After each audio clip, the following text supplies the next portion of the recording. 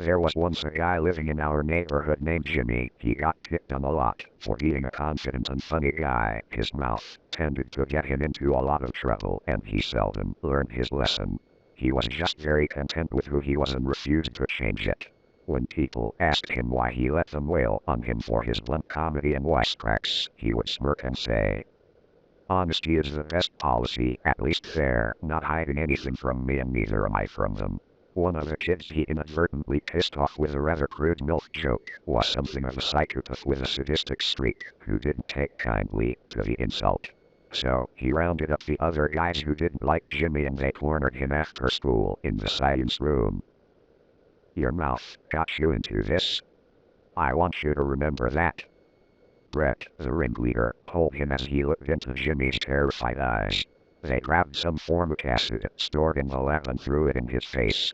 They stood around watching him scream in agony as it ate through his flesh before sniggering and running out, pretending to be concerned and wanting help for him. When the paramedics arrived and were attending to Jimmy, who was no longer able to scream, the principal asked the boys if they knew what had happened. Their leader Brett explained they were walking past when they saw Jimmy skulking around the lab room. By the time they got in there, he was already in that state. The other members joined in and backed Brett up with other fake details as Jimmy tried to protest in silent agony. The principal nodded and told them he would speak to them after he had a word with Jimmy and got his side of the story after he was out of hospital. A few days passed and Jimmy was kept in ICU with bandages on his face, the doctors salvaging what little they could of his face, his vision still intact in one eye and his jaw withstanding despite the loss of flesh. He was still unable to speak and refused to respond to anyone. He just sat there, eyes unblinking and staring at the ceiling, bloodshot and filled with animosity. When he was discharged sometime later, he would not respond to anyone with anything other than the word liars.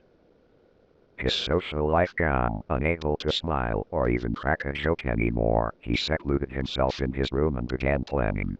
Sick vindictive thoughts started appearing in his mind. He would get them all, one by one, decimate them, slice them, and burn them. He waited patiently until the group would be vulnerable late at night when they said their goodbyes and went home separately. That's when he would strike. That weekend, Brett received a package in the mail. Curiously, he opened it to find a VHS tape with the words, "For you," etched crudely onto the front. He put it in and played it. It was a crudely recorded home video by an unknown cameraman who didn't speak at all for the duration of the film.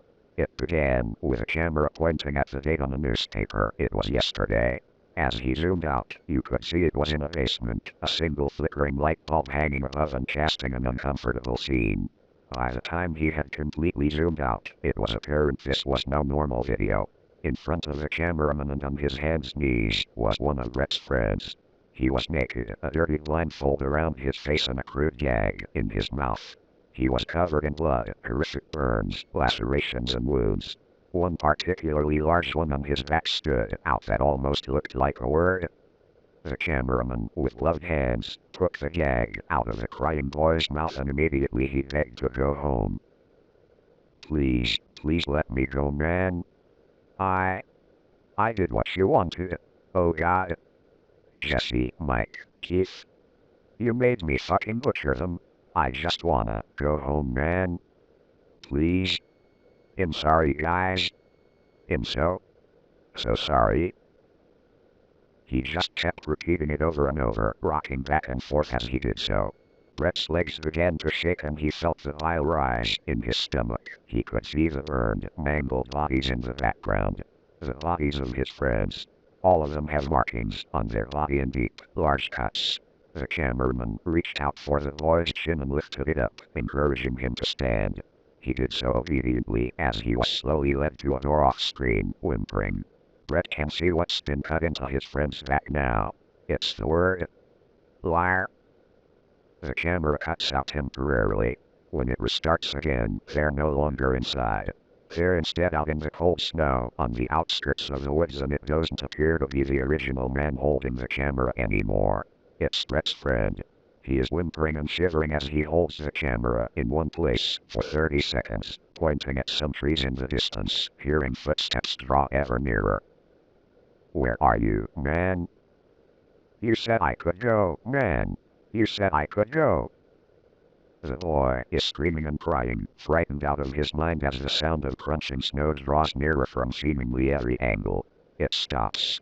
He turns around to see the mangled face of Jimmy. A horrifying howl blares through the speakers and the word liars appears before the tape abruptly stops. Brett feels faint and darts to lock the front door, knowing what was coming. As he turns to run for it, he immediately hits something and falls backwards. The last thing he ever hears is liars as acid runs down his face and begins to slowly eat away at his flesh. The last thing he ever sees is Jimmy's face, contorting into a sick, twisted smile.